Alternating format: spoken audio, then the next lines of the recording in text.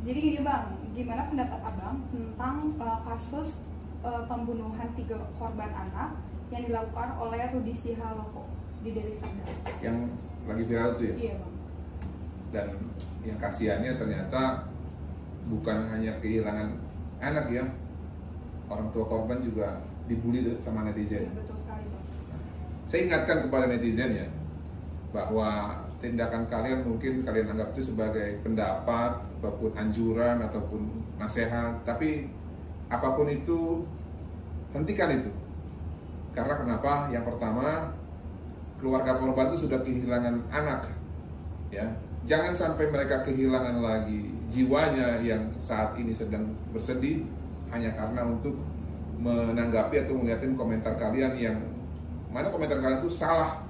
Kenapa saya bilang salah? Yang pertama begini, atas alasan apapun membunuh orang, apalagi anak di bawah umur, tidak dapat dibenarkan.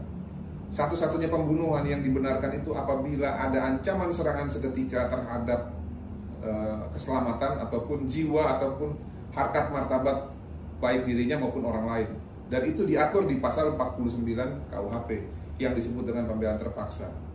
Nah, dalam kasus ini seharusnya tersangka itu tidak perlu membunuh anak-anak, karena anak-anak bukan ancaman.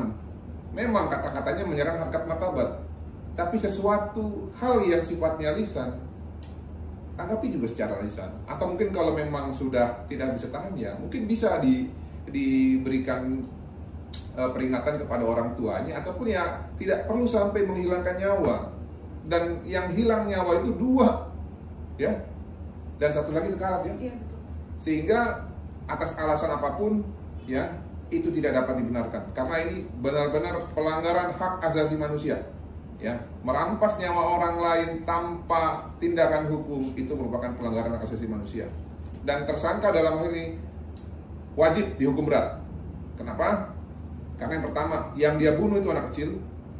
Yang kedua, dia membunuh bukan karena alasan untuk pembelaan terpaksa ataupun karena ada yang mengancam jiwanya.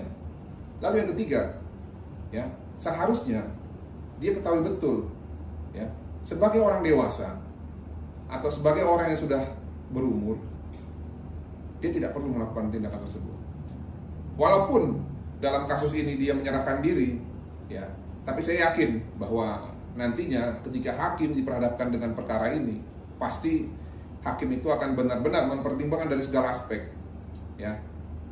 Yang saya bilang tadi, aspek yang pertama, ini anak di bawah umur, korbannya 2 pula yang meninggal ya. Lalu ada juga korban yang sekarat, kita nggak tahu nantinya apakah meninggal juga atau tidak ya.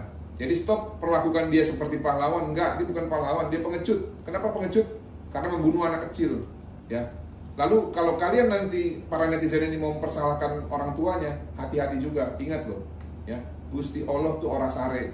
Mungkin kalian sekarang bukan sebagai korban, tapi di kemudian hari kalau kalian dalam posisi yang sama dan kalian diperlakukan seperti ini, nanti kalian akan merasakan bagaimana sakitnya kehilangan orang yang kalian cintai. Itu aja mungkin saran saya. Terima kasih Bang atas sarannya. Jadi pendapat yang bagus nih buat kalian semua untuk memberikan pendapat yang baik juga di konten-konten itu. Terima kasih. Shalom.